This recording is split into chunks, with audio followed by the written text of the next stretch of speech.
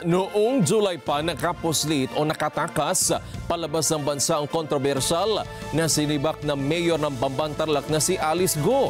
Itong nabunyag sa Senado batay sa hawak na dokumento ng isang senador kung saan unang nagpunta si Go sa Malaysia at saka tumuloy sa Singapore para makipagkita sa kanyang mga magulang. Balikan natin si Mean Corvera live mula sa Senado. Mean!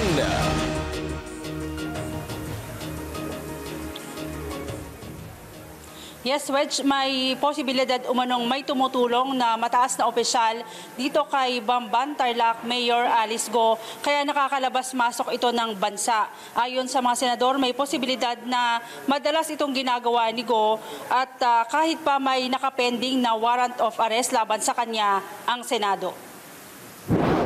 Nakalabas na ng bansa ang suspendidong mayor ng Bamban Tarlac na si Mayor Alice Go. Sa kanyang privilege speech sa Senado, sinabi ni Senador Risa Hontiveros na nakatanggap siya ng report mula sa National Bureau of Investigation na lumabas ng bansa si Go noong July 18 patungong Kuala Lumpur, Malaysia.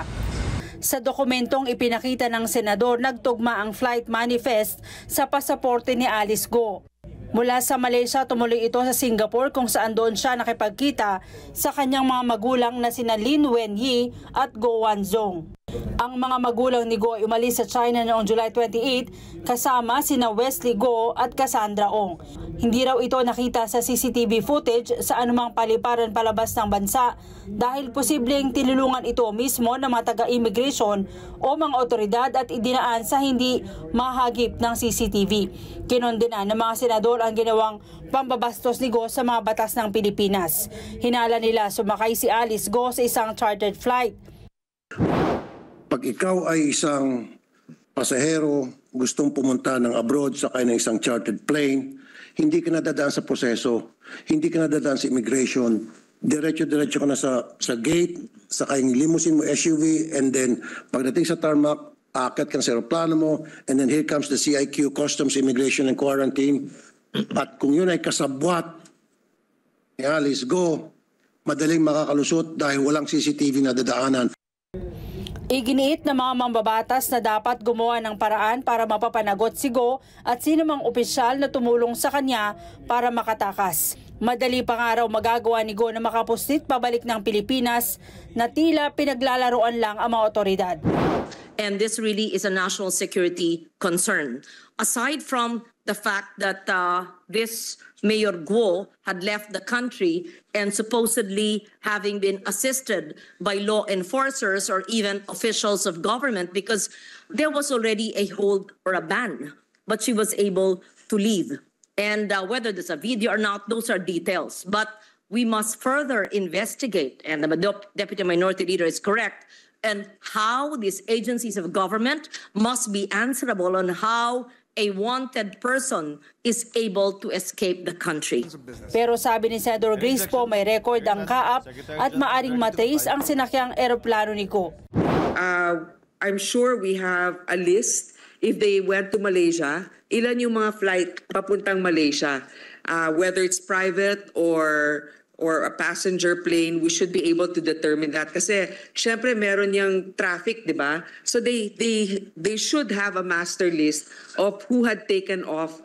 Mungkahi naman ni Senador Juan Miguel Zubiri, humingi ng tulong sa Malaysia hinggil sa flight details ni Go para matukoy ang eroplano at sino ang posibleng tumulong sa kanya. You have also manifest. You cannot leave. The CAAP can fine or actually dismiss pilots in the failure to name the members in the manifest. And it has to be the authentic name. It has to be a certified name with passport. So my suggestion, Mr. President, to the committee is to go back and subpoena, of course, CAAP, and if they give you the documents on who the chartered plane that provided this escape, then you can subpoena these individuals. Pero imposibleng darating yan sa international port na walang document kung anong eroplanong sinakyan niya at yung airplane number, because that's a violation of international law. Wedge, sabi ng DOJ, tinitingnan pa nila kung may katotohanan ang report na ito kasi nito lamang Biyernes nakapag-file pa daw si Alice Go ng kanyang counter-affidavit sa kasong human trafficking. Ang kanyang counter-affidavit ay notaryado ng isang attorney, Elmer Galicia, noong August 14. Sa impormasyon nila ay ang isang affidavit daw ay dapat pinipirmahan sa harap ng isang nagnonotaryong abogado. Sa impormasyon din ay noong July 20, mula sa Malaysia nagtungo si Alice Go sa Singapore sakay ng isang Jetstar Flight 868. Pero yun pang mga impormasyon niyan ay i-verify ng mga mambabatas. Wedge. Okay, nabanggit kanina ng ilang senador na pwede magpatulong sa gobyerno ng Malaysia. Pero ito ba ay pwede nating maitulad doon sa nangyari sa kaso ni Teves na nagpatulong ang ating pamahalaan sa Interpol para ma-locate siya at mahuli?